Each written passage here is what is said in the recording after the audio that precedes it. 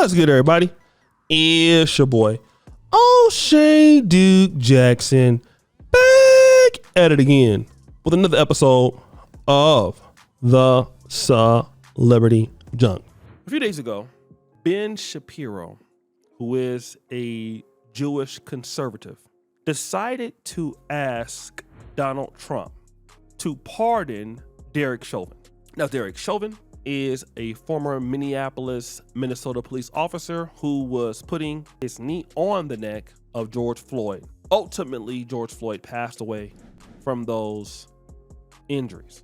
And so now Ben Shapiro launches this effort to do this. If we are issuing pardons, however, there is one person that President Trump should pardon from federal charges forthwith. It would be incredibly controversial, but I think that it's absolutely necessary. That person is Derek Chauvin. President Trump should, in fact, pardon Derek Chauvin. He should pardon him his federal charges. If we're talking about reversing the evils of the last several years in American life, obviously COVID and its handling was a massive evil. Destroyed the economy, set us on a path to fiscal insanity, destroyed children, led to massive health-related cover-ups, just horrifying all the way around. And President Trump has taken on a lot of those things. But when it came to BLM, the inciting event for the BLM riots that caused $2 billion in property damage in the United States and set America's race relations on their worst footing in my lifetime, was in fact the railroading of Derek Chauvin in the death of George Floyd. The evidence demonstrates that Derek Chauvin did not, in fact, commit murder of George Floyd. George Floyd was high on fentanyl. He had a significant pre-existing heart condition. George Floyd was saying he could not breathe before he was even out of the car. He was in the car saying he could not breathe. Derek Chauvin, for large segments of even the tape that was shown, had his knee on George Floyd's shoulder or back, not on his neck. The autopsy of George Floyd showed that he had no damage to his trachea, that probably George Floyd died of excited delirium. There were no accusations, even at trial, that Derek Chauvin had committed a hate crime against George Floyd or that he targeted George Floyd because of his race. Nonetheless, on the basis of extraordinarily scanty evidence, and despite the fact that there was massive pressure on the jury, that the mayor of Minneapolis paid a settlement to the George Floyd family immediately, that the president of the United States suggested that Derek Chauvin was guilty right off the bat, that the jurors were being openly threatened and admitted as much. Despite all of that, Derek Chauvin was convicted on federal charges and pled guilty to federal charges. Derek Chauvin should, in fact, be pardoned on that. We'll be covering that a lot more in coming weeks because I think it is worthwhile to remember that there is a man who is rotting in prison because the media decided in the middle of 2020 that they were going to turn a tragic law enforcement stop that ended with the death of a man who had a significant problem with drugs and pre-existing health problems into the raison d'etre of the entire 2020 election.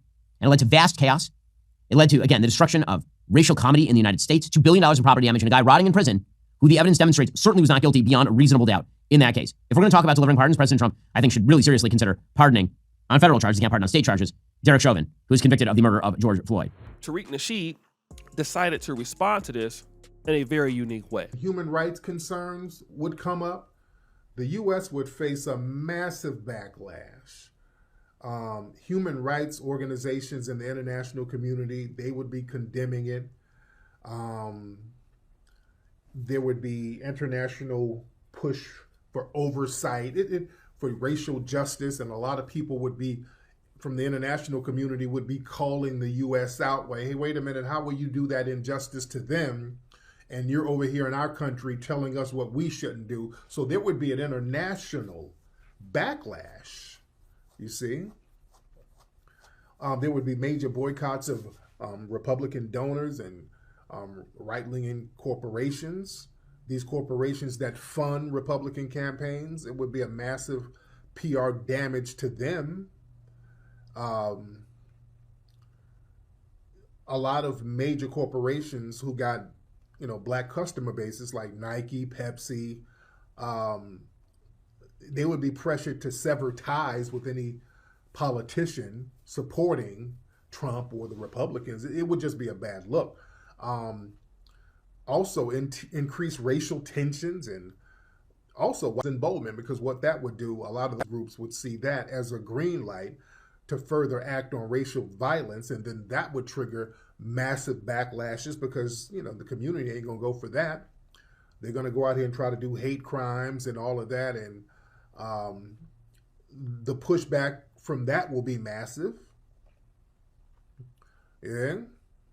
I want to bring up something with Brother Marcel Dixon. Okay, shout out to the brother Marcel, a very smart man. Marcel Dixon happened to be talking to Fresh and Fit one night, Myron. He was on a Twitter space, and one of the things that he said is, a lot of people would really want to talk to conservatives or accept conservative ideology. The problem is that the down talking of Black America. Pull yourself up by your bootstraps. No sympathy or empathy or racial crimes. All of these things.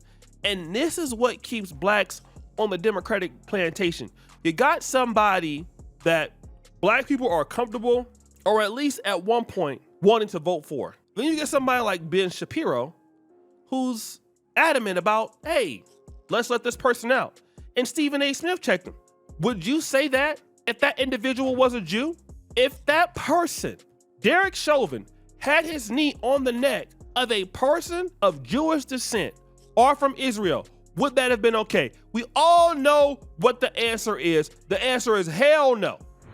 The ADL, everyone would have to answer for that. Everyone. There is no way that a Jewish person in the same situation dies in the same way and somebody don't lose their job or is hell to pay. Trust me. We all know the Asian community, LGBTQ, but for sure, the Jewish community. They're not going for that. And when you see some of this stuff about, some of this animosity towards Israel or people from the Jewish community, I mean, this, especially Ben Shapiro, I mean, come on, man, this is something that's offensive to other groups. Then at the same time, you want people to respect your community. The best thing for somebody like Ben Shapiro to do is on and done. Leave it alone. You don't know what hell you're going to cause in America. If Donald Trump does that, all the international organizations are going to go. Donald Trump is going to be more hated than ever before. And the black vote, all blacks, you will never get anybody else. Listen, what happened with him coming out for Republicans? The Republican Party is finished forever. We will always have Democratic presidents for the rest of the time. The Republicans will inherently be pictured as racist. And what Republicans are trying to do is somewhat rebrand, coming towards the middle, okay? They are trying to come towards the middle. At first, the conservatives were, I'm not gonna say they were just this bland, but you got it, good old boys. Oklahoma, straight right, Pentecostal, okay, evangelical, okay? That's what they were. Hardcore on blacks. Pick yourselves up. You guys, the blacks are the elements of crime. Get off welfare, all right? And that stigma is still there to this day. Now we're seeing Republicans coming more center line, acknowledging blacks as a part of the country with regard to saying, listen, African Americans are with us and those illegal immigrants are over there. We're celebrating Black History Month. It's a part of our culture, all right? You see a bridging of the gap. Now, I mean, are we still seeing a lot of buffooning from black conservatives? Absolutely yes, but they are trying to bridge the gaps. Blacks are a little bit more open to seeing what the right has to offer because they're so sick of Democrats. Democrats have beat themselves. Now you're asking to give up all that momentum for what? Let me tell you this. Derek Chauvin, y'all feel like that? Derek Chauvin needs to be a guy, in my honest opinion, well, we lost one for the team. That's what you need to say. Because you're not even looking at Donald Trump being out of office. You're not looking at that. What about the next guy? And the next guy who will come after him will need to be able to have a chance to win. And again, racial tensions in America and certain groups that, like, when people have their foot on certain groups' necks, it's like, if we don't know anything, just stay out of the business. That's one thing I started to really learn how to do, which is what? I'm black, I'm pro-black. People ask me, what do you think about Pakistan? I don't know. It's not for me to talk about. What do you think about what's going on with Asians in America? I don't know. It's something for me to talk about. What do you think about Jews in America? What's going on with Palestine? I don't know.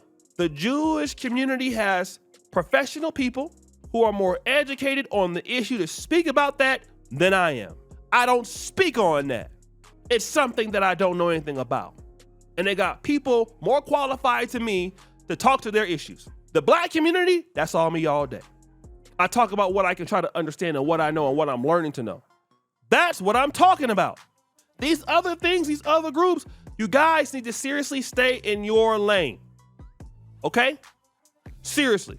Because if it's a Jewish person that gets hurt, you're going to tell everybody else, stay in your lane. And it's really disrespectful what Ben Shapiro did. It really is.